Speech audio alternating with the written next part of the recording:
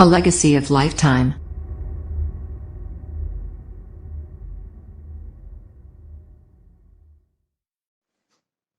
जय माँ भारती मित्रों, कैसे हैं आप सब। आज आप सबके साथ बैठ करके हम बात करेंगे एक संपूर्ण अवतार की। वैसे तो भगवान विष्णु के कई अवतार धरती पे अवतरित हुए, पर उनमें सबसे श्रेष्ठ अवतारी माना गया श्री कृष्ण को। श्री कृष्ण को संपूर्ण अवतार कहा जाता है। भगवान राम सबसे ज्यादा पूज्य हैं, परंतु सबसे ज्यादा पूज्य भगवान राम, सबसे ज्यादा मर्यादा पुरुषोत्तम भगवान राम को भी पूर्ण अवतार नहीं कहा गया। उसका कारण क्या था कि उनके पास सूर्यवंशी कुल में जन्म लेने के कारण सूर्य की 14 कलाएं थी।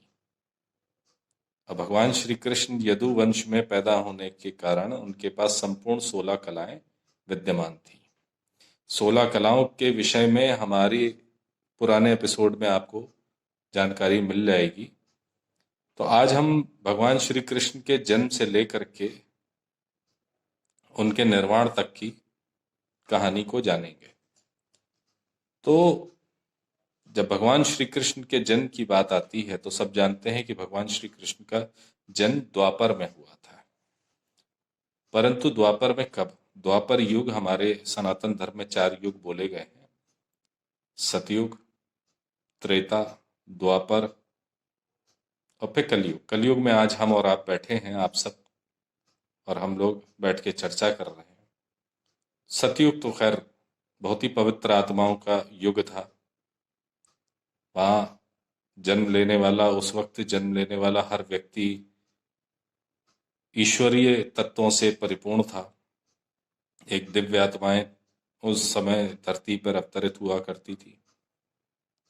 फिर द्वापर आना चाहिए था जिसके 2 पैर या 2 पद हैं, परंतु आया त्रेता। इसकी कहानी फिर कभी आपको सुनाऊंगा। पर त्रेता युग में आए भगवान श्री राम। त्रेता के बाद आया द्वापर। द्वापर में आए श्री कृष्ण। द्वापर में जब श्री कृष्ण का जन्म हुआ तो मात्र 125 साल बचे थे, 126 साल बचे थे कलयुग के पदार्पण में। तो अब कलयुग अगर आज की तारीख से देखा जाए तो हमारे वेद पुराण ने जो हमको गणित बताई है उसको जोड़ घटाव करने के बाद लगभग हम इस निष्कर्ष पे पहुंचते हैं कि आज सन 2020 अंग्रेजी शास्त्र के हिसाब से चल रहा है। इंग्लिश कैलेंडर, वेस्टर्न कैलेंडर जिसको हम फॉलो करते हैं साधारणता, जबकि ये हमारा नहीं है, पर फिर भी तो इसी के अनुसार मैं बताता हूं कि इसमें आपने एडी और बीसी सुना होगा। तो बीसी यानी बिफोर क्राइस्ट। बिफोर क्राइस्ट कितना पहले? 3102 बीसी, यानी तकरीबन आज से 5122 साल पहले। आधी रात 17 फरवरी को कलयुग शुरू हुआ। उससे पहले द्वापर था। तो श्री कृष्ण जो हैं वो द्वापर के अंत में जन्म लेते हैं और वो द्वापर के 8,63,874वें साल में जन्म लेते हैं। फिर से बताता हूं, 8,63,874वें वर्ष में द्वापर युग के श्री कृष्ण का जन्म होता है। वो अष्टमी की रात थी, काली श्रावण महीना था और अंग्रेजी कैलेंडर के हिसाब से बात करें तो 3228 बीसी में मथुरा में कंस के जेल में, कारागार में श्री कृष्ण का जन्म होता है। इन गणनाओं को नोट कर लीजिएगा, आप सारे कृष्ण भक्तों के बहुत काम आएंगी।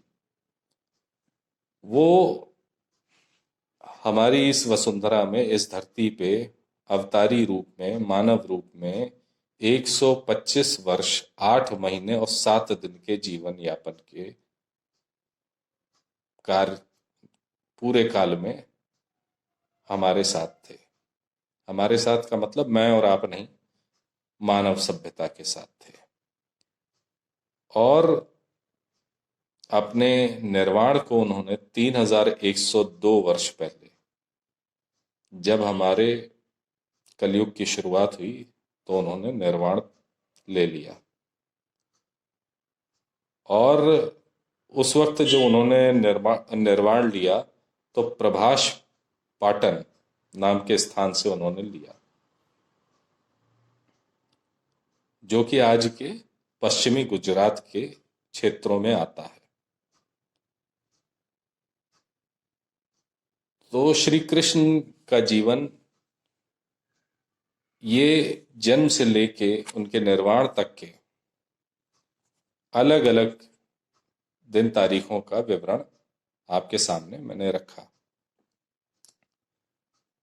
अब श्री कृष्ण की हमारे सनातन धर्म में उन चीजों का वर्णन ज्यादा किया गया जिसमें रास रचाते, गोपियों संग खेलते, ग्वाल बाल के साथ खेलते श्री कृष्ण का जिक्र ज्यादा है।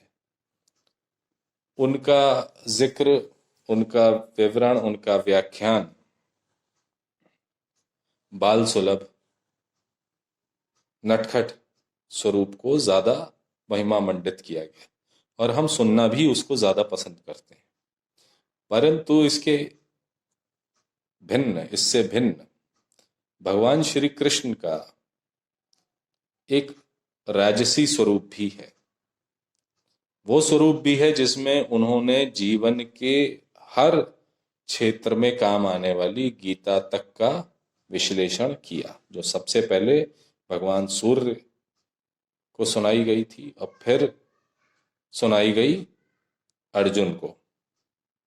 अर्जुन के साथ सुनने वाले दिव्य लोग कौन थे? संजय और धृतराष्ट्र।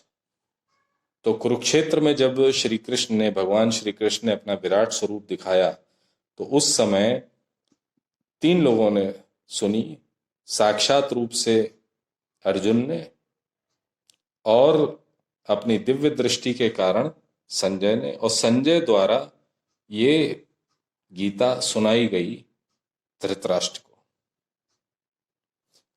तो श्री कृष्ण का वो विराट स्वरूप, वो राजनीतिज्ञ का स्वरूप, वो राजनेता का स्वरूप, वो एक राजा का स्वरूप, उसको भी जानना बहुत जरूरी है हर भारतवंशी के लिए, हर राष्ट्र प्रेमी के लिए।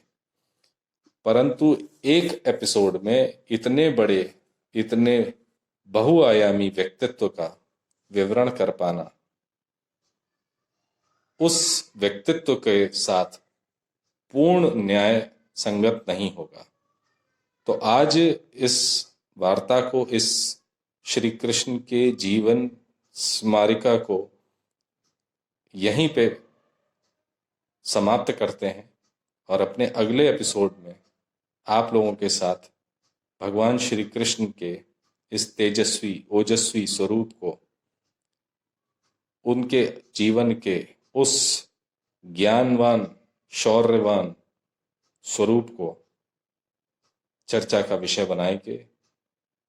आज्ञा दीजिए, मैं मयंक श्रीवास्तव आप सबके स्वास्थ्य, संपन्नता, सुरक्षा की कामना करते हुए, ईश्वर को नमन करते हुए, आप सबके प्रेम, प्रोत्साहन और आशीर्वाद को धन्यवाद करते हुए आज के एपिसोड को यहीं पे समाप्त करता हूं। जय मां भारती, वंदे मातरम।